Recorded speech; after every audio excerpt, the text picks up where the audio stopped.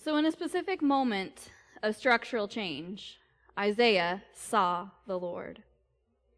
After a night of unsuccessful labor, Simon Peter, James, and John swamped their boats with fish. In these tales of God's majesty and intentional overwhelm, we can often see another way forward in life. And most of us know at least some of these moments, those thin places where the space between divinity and daily life is imperceptible. Sometimes they are markers at the point in which our lives changed, or that a shift in how we envisioned God prepared us for a new relationship with community. God is never what we expect and is often found in places we don't expect, and certainly that is the case for Isaiah and those disciple fishermen.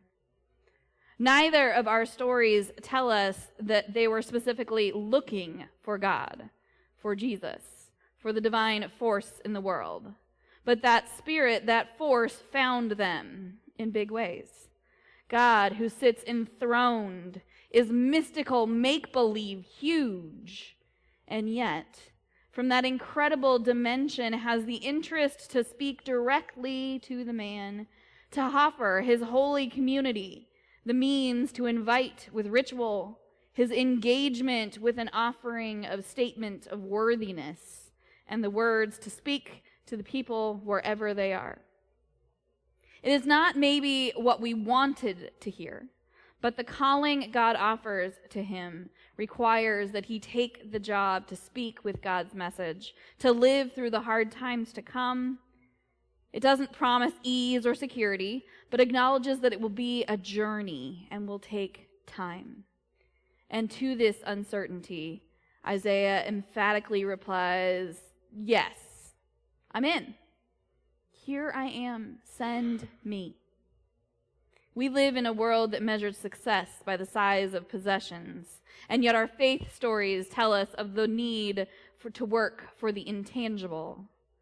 The world expects bounty at a table, yet we are a people who share a common meal, just a small piece of bread, as if that were sufficient for a filling meal, and then take a small sip from a tiny cup, as if that would slake our thirst. And we do these things because they remind us that God's transformation is bigger and happening around us all the time. And if we are to live faithful lives, we ought to be emboldened by the expression of faith in community that can tell us to live as transformed people the rest of our lives, knowing and celebrating God's majesty. During the Reformation, John Calvin saw a sacramental dimension to the prophet's encounter with God in Isaiah. The coal the many-winged co-workers of God used to singe his lips was a physical way of offering grace, serving as a visible sign of an invisible contribution. One commenter has noted that to consecrate means to derail from normalcy. Isn't that great? To consecrate means to derail from normalcy. and certainly his life has been derailed from the normal path he might have led in that encounter with a God bigger than possible.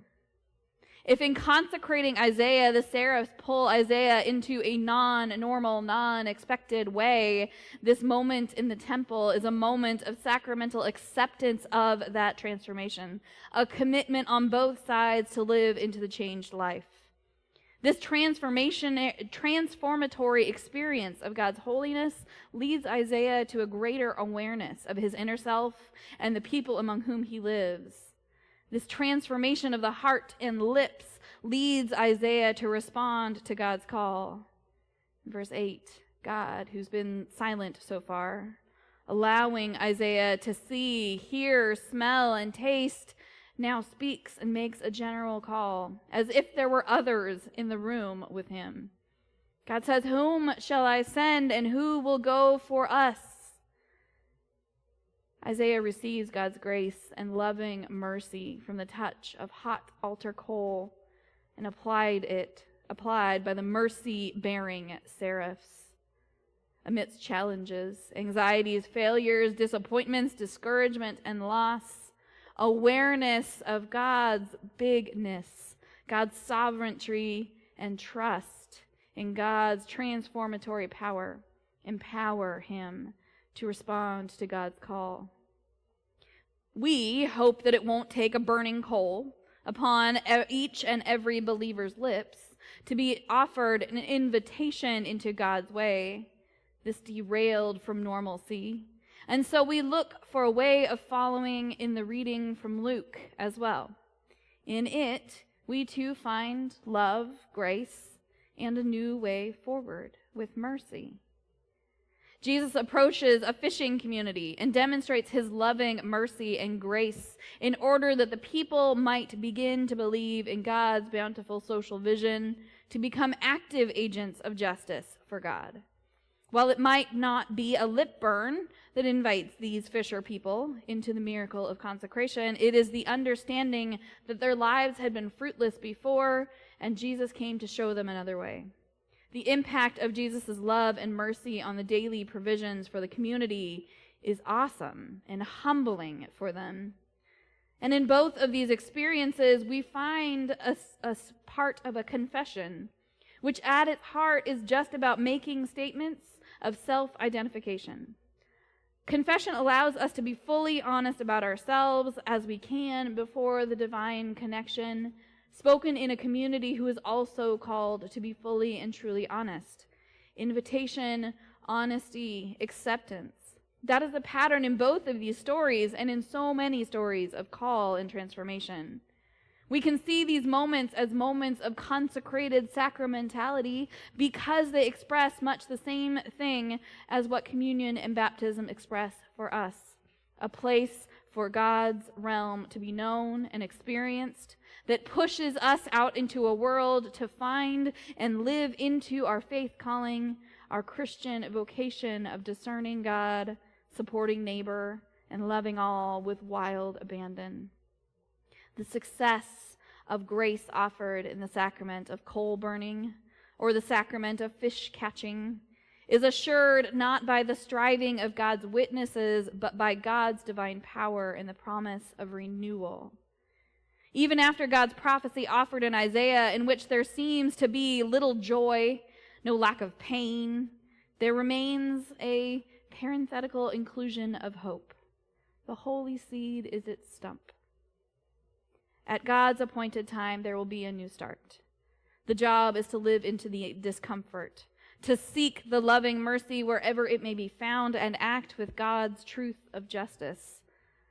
The stories from Isaiah and Luke remind us that being in the presence of God means being in the presence of the force of justice, a force that will open spaces for peace and equality in the long arc of infinity.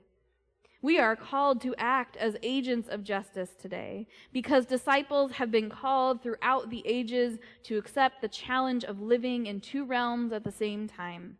We are called to bring about God's kingdom of love while living in a world that doesn't celebrate true concern and mutual accomplishment. If we are to be agents of justice today, we must be discerning about the power of injustice so that we might maintain our faith in God's just vision. Reverend Dr. Chandra Taylor Smith wrote that the disciples and Isaiah live into their identities as agents of justice because it is impossible to live out passively the transformative vision of God's just social order. Everyone is an active advocate for social justice in a truly just society, she says. That transformative vision, that incredible sight of God's just social order, is invoked every time we partake of the sacraments, when we consecrate our own bodies and hands for God's work, when we take something normal and make it divine, when we celebrate an open invitation to tell the story, to eat and to drink, to give, to become fishers of people. May we be so consecrated today. May we be so emboldened today. Amen.